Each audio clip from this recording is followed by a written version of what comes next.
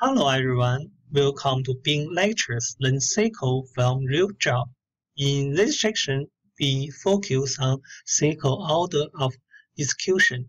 Each part of the query is executed sequentially.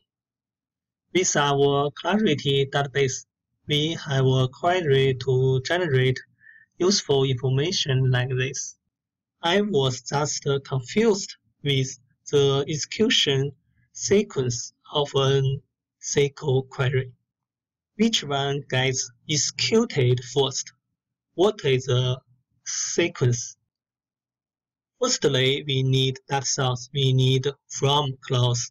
The from clauses are first executed to determine the total working set of data that is being queried. Secondly, we need filters. We need where clause. Where constraints are applied to the individual rows, and those that do not satisfy the constraint are discarded. Thirdly, we need aggregation, so we need group by to combine specified columns into groups. Then the having clause is a filter of group by. Then in the select part of the query are finally computed to return the final data.